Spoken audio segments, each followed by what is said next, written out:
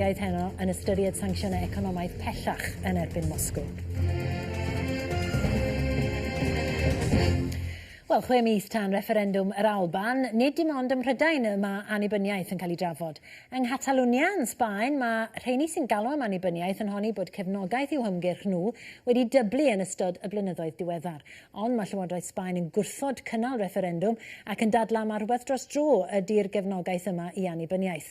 Wel, fe aeth yn gohebydd Owain Evans i ogledd ddwyrain Sbaen i holi be nesaf i Catalunya.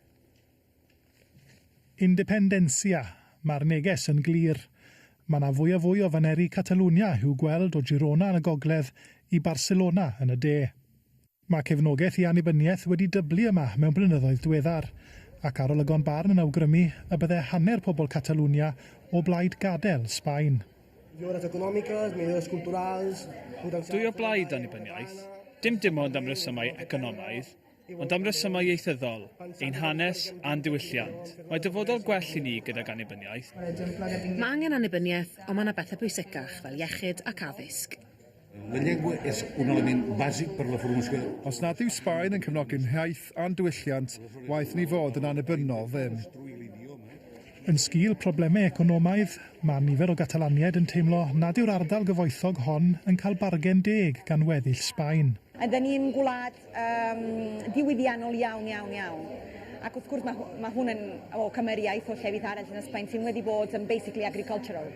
Mae lot o bobl sy'n o blaen annibyniaeth wedi dweud, OK, mae'r prosiect gan Catalunya i moderneiddio Sbaen, i ddod â Sbaen fel economaeth modern, ddim yn realistig. So dyna pam mae'n man i ni fod ar ben y hun. Fel gydag adeiladu eglwys enwog y Sagrada Familia, mae adeiladu cenedl yn gallu bod yn waith araf. Mae yna rwystrau ar hyd y ffordd tuag at annibyniaeth. Mae Llywodraeth Sbaen yn gwrthod caniatáu referendwm a'n gwrthod trafod y pwnc gyda Llywodraeth Catalunya. Sbaen gyfan ddyle benderfynu medde'r Llywodraeth. Byddai caniatáu referendwm i Catalunya yn groes i gyfansoddiad y wlad.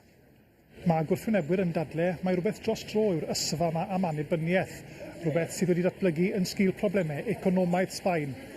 Maen nhw'n rhybuddio bod yna oblygiadau tymor hir i annibyniaeth ac nad dyna'r ateb i broblemau tymor byr Sbaen. Ond yn ôl cefnogwyr annibyniaeth, mae agwedd Llywodraeth Sbaen yn hwb i achos annibyniaeth. Dyna'r ironi ydyw pobl ddim yn deall pam nag yw Llywodraeth Sbaen yn chwarae y peth yn fwy cyfrwys. A dyna'r ironi yn i bobl sy'n cefnogi annibyniaeth. Dyna beth maen nhw'n dweud y ffactri gorau i annibyniaeth yw Llywodraeth Sbaen. Felly mae pobl sy'n o blaid annibyniaeth yn gweud, wel, allan nhw fynd mlaen, allan nhw wneud beth bynnag maen nhw'n moyn, oherwydd dyna beth maen nhw'n wneud yw creu consensws o fewn Catalunya bod rhaid gadael Sbaen.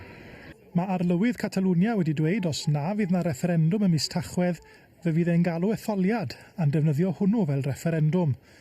Does dim troi nôl bellach, medde'r ymgyrchwyr.